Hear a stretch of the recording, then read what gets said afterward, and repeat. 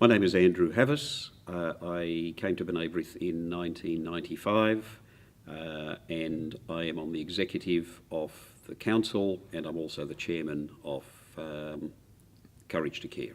Courage to Care is a major anti-racism, anti-bullying program that was founded in 1992 by the Melbourne Jewish Museum, and it travelled to Perth as an exhibition. From Perth it went to Adelaide. From Adelaide it went back to Melbourne, lay fallow till 1996, and I was approached in 1998 to look at the program. We bolted, and I mean bolted on a major education component of it, and it's been extremely successful.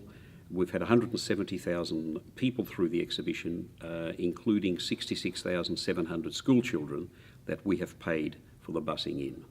The main purpose of Courage to Care is to celebrate the righteous among the nations, those few people who helped Jewish lives during the Holocaust.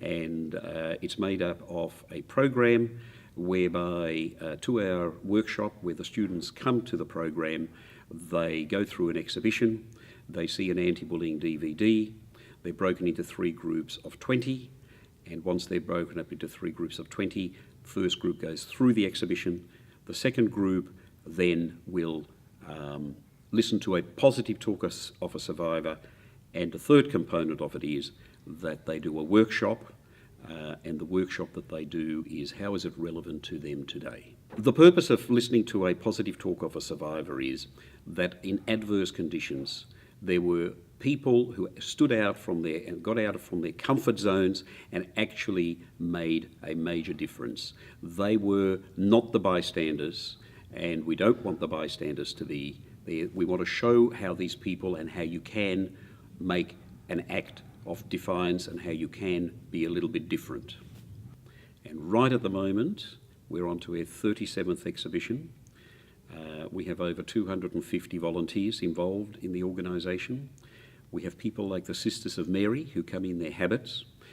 We have in Cogra, we had some Muslim people who actually participated and who were guides within this exhibition. And right at the moment we are in Brisbane. The Catholic Archdiocese has invited us up there, and we are putting through 253 schools through a 7-week, 8-week program, over 3,000 children, students, and 700 teachers, in excess of 700 teachers. It's one of the most progressive and aggressive programs we've ever had.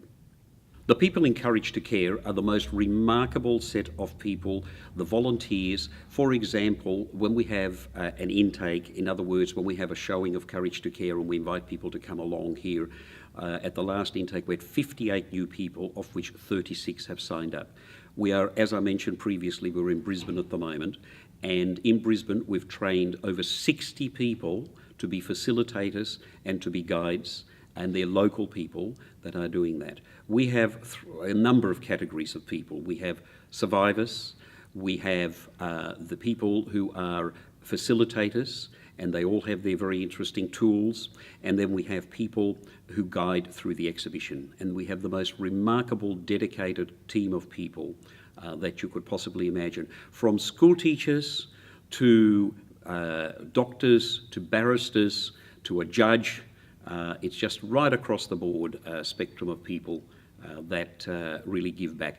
And one of the interesting things that has happened is that the survivors have become quite cathartic. Now, not all of them, but quite a lot of them, when they tell their story, they realise how important it is for the next generation. Also, a major initiative of the organisation, we recognise that the survivors are not going to be around for very much, for in the next 20 years. So therefore, what we've done is we've instigated 3 programs. First program is very evident. It's very simple. We video everybody. Okay, it's effective but not that effective. Second program is that we have and we talk about and we train, and when I say train, we just discuss the elements that they need to be talking about of second generation people. For example, my father was in Mounthausen, so I know his story, so we take one positive part of that story and we tell that story. And the third part, which is a very, very effective one, which was founded by Eva Engel, and is an extremely effective way of doing it, is that we get 25 to 35-year-old people who shadow a survivor, and that they see each other for coffee every week, every 10 days, every 2 weeks for 2 to 3 years, and they learn their stories, and they become wonderful, wonderful storytellers. And we've actually done this now, whereby we've substituted, on purpose, just to see the reaction that we get, substituted these people, in other words, not the actual survivors, but the 25, 35-year-old people who tell their story, and it's been most effective. I see the future of B'nai B'rith as projects. I think that the units, lodges and chapters are great, and they should be left alone, and they should continue, but I think that the organisation's future is in having projects like Courage to Care, projects like Care Retirement Village, projects like some things that we're doing with mental health, and those sort of things. And I think that's really the future of this organisation if we're going to look forward. And I think that with the management at the moment, that is exactly what they're looking at.